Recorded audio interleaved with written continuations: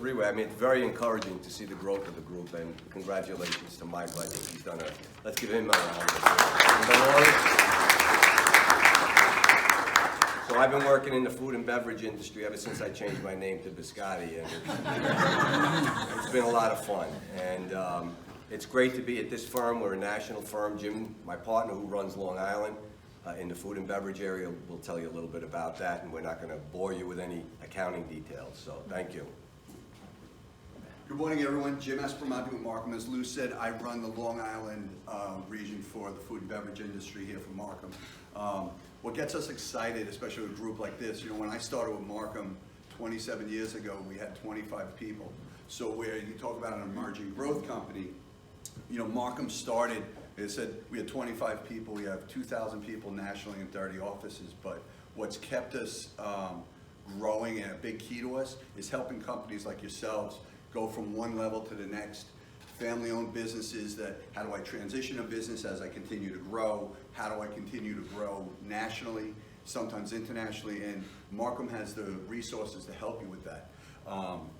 So what we offer, you know, one of the things, I've had the pleasure of speaking with many of you on different questions. So as you're growing, you know, there are a lot of questions. We're not looking, you know, our firm doesn't look to sit there and say you're on the clock for every minute. So I do welcome phone calls. If you have questions as you're growing and you want to open it up, anybody needs my card, speak with me after.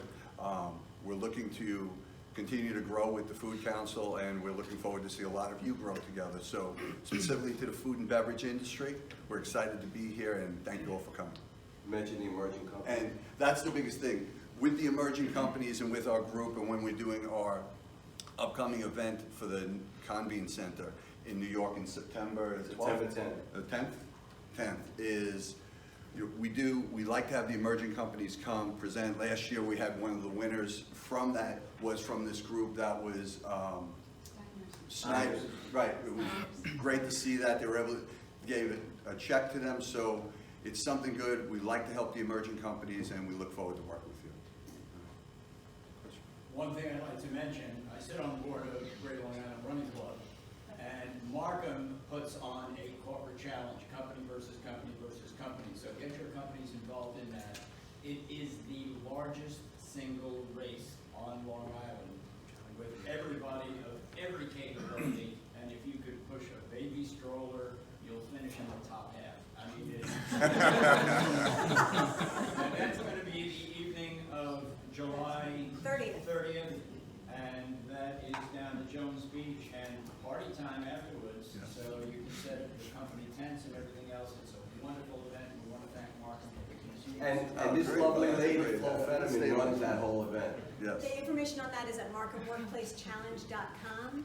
But for the Food and Beverage Summit, which is on September 10th, which is a really great event, it's for emerging companies have this showcase too. And so if you're interested in nominating yourself to exhibit and potentially get this information too, that's on our website as well. What sales do you consider emerging? Sales 10 million and below. 10 million and below. All right, right? And if you'd like information on either event, Flo is the go-to person. She runs both. So, thank you all. All right, thank you. And thank you for hosting today. We appreciate it. With Wink, we're going to do one PSA.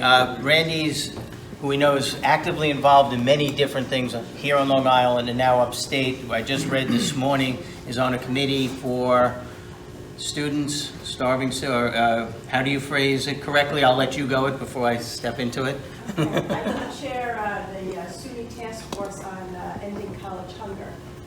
And so very quickly, who would imagine that there are kids or students in college who are struggling with food insecurity, and in fact, there are quite a bit. And so SUNY has taken a step, which is a huge step, to make sure that we could try to work toward eliminating that.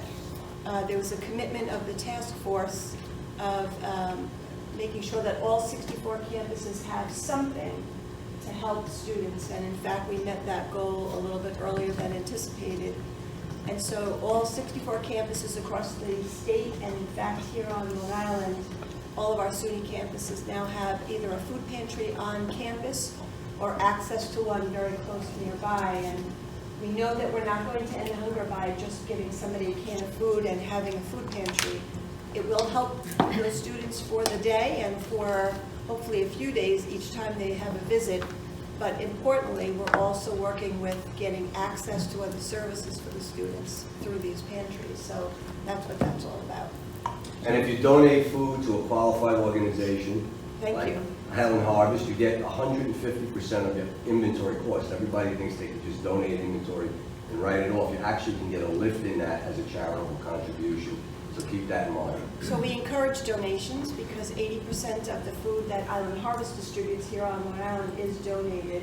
And we're distributing the equivalent of about 10 million meals to 300,000 people across Long Island, your neighbors, people that you possibly work with, and even some of your relatives potentially.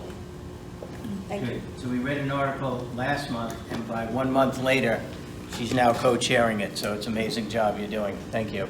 And we're talking anywhere from Nassau Community out to Stony Brook, so it is all of our universities here as well. So, Well, Farmingdale College, Old Westbury, Stony Brook, Nassau Community College, and Suffolk Community College all have a pantry and access to other services. so it's literally right out everybody's back door here on Long Island. So it's something else we could look into for all the different programs. We still look at the Fighting Childhood Hunger as well. But this just came up, and this is next stage. I mean, these are students. They got to be able to focus, and they got to be able to move on.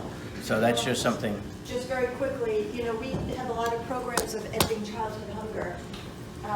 But just because somebody graduates high school and goes into college because of scholarships or other reasons, doesn't mean that their poverty at home has changed. It just means it's gone on to a different level.